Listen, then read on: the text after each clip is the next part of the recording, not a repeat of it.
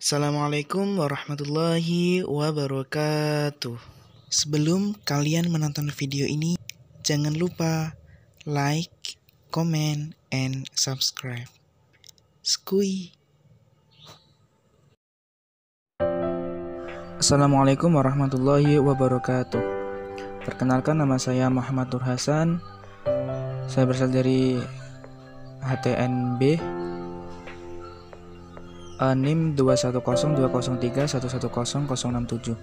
Saya di sini akan menjelaskan mengenai eksistensi aliran-aliran filsafat ilmu pengetahuan, di mana akan dipaparkan beberapa aliran. Kemudian, apa itu eksistensi? Menurut KBBI, eksistensi berarti keberadaan. Jadi, eksistensi aliran-aliran filsafat ilmu pengetahuan adalah keberadaan aliran-aliran filsafat dalam bidang pengetahuan.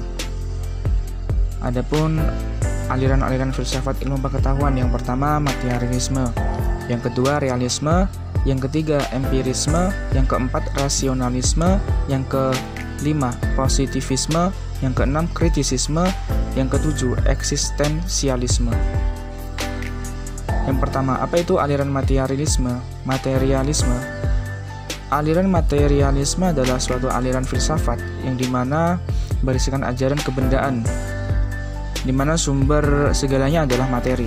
Filsafat materi ini memandang bahwa materi lebih dulu ada, sedangkan ide atau pikiran timbul setelah melihat materi. Adapun ciri-ciri aliran materialisme adalah: yang pertama, segala yang ada berasal dari satu sumber, yaitu materi. Yang kedua, tidak meyakini adanya alam gaib.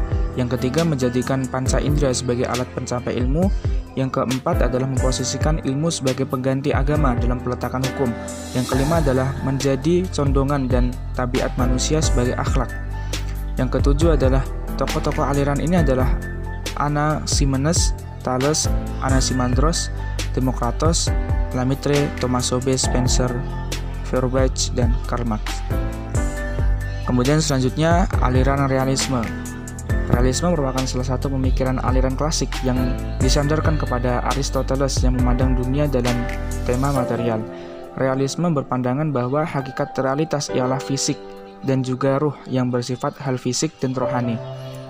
Dualisme membagi realitas menjadi dua bagian, yaitu subjek yang menyadari dan mengetahui dalam diri manusia, dan di realita di luar manusia.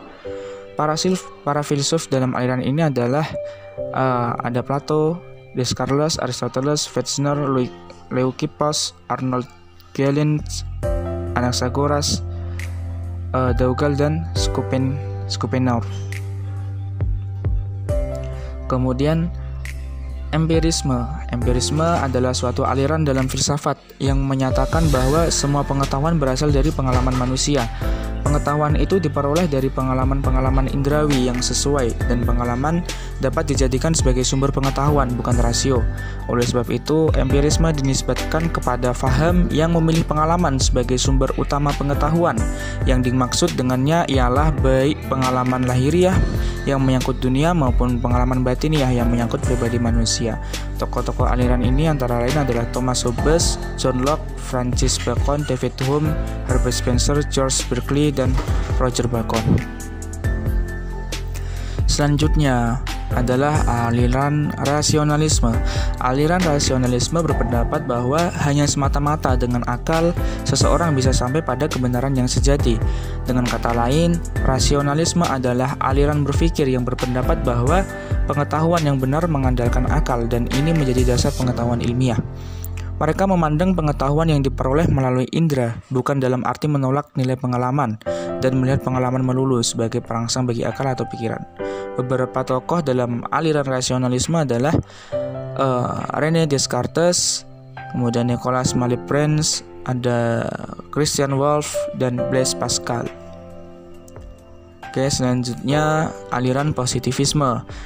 Menurut Kamus KBBI, Kamus Besar Bahasa Indonesia, positivisme berarti aliran filsafat yang beranggapan bahwa pengetahuan itu semata-mata berdasarkan pengalaman dan ilmu yang pasti. Pada dasarnya, positivisme adalah sebuah filsafat yang menempatkan pengetahuan yang benar jika didasarkan pada pengalaman aktual fisikal. Jadi, positivisme adalah suatu aliran filsafat yang menyatakan bahwa ilmu alam merupakan satu-satunya sumber pengetahuan yang benar dan menolak aktivitas yang berkenaan dengan metafisika. Tokoh utama positivisme adalah Auguste Comte. Kemudian selanjutnya kritisisme menurutkan bahwa hanya satu di dunia, yaitu dunia yang kita alami. Dalam akal budi, setiap manusia sudah memiliki kondisi-kondisi atau faktor-faktor penting yang dapat menentukan bagaimana kita menangkap dunia di sekitar kita. Menurutnya, dalam akal manusia sudah ada kategori, bentuk, atau forma yang memungkinkan kita menangkap benda-benda sebagaimana adanya. Karena itu, sebenarnya ada dua unsur penting yang melahirkan pengalaman pengetahuan manusia, yakni yang pertama, kondisi eksternal manusia menyangkut benda-benda yang tidak bisa kita ketahui sebelum kita menangkapnya dengan indera-indera kita. Dan yang kedua, kondisi yang ada dalam diri manusia. Jadi setiap orang itu dianugerahi kemampuan untuk mengetahui tentang sesuatu. Nah, dari kemampuannya itu ia mempunyai cara tersendiri dalam mengamati sesuatu dalam dunia ini untuk bisa menangkap sesuatu yang sudah diandaikan bahwa kita memiliki konsep atau pemahaman tertentu menurut diri kita masing-masing. Nah, kemudian yang terakhir adalah aliran eksistensialisme. Eksistensialisme adalah aliran filsafat yang berpendapat bahwa manusia sadar terhadap keberadaannya sendiri, bahwa setiap manusia bebas dalam bertindak, menciptakan, memilih secara bertanggung jawab.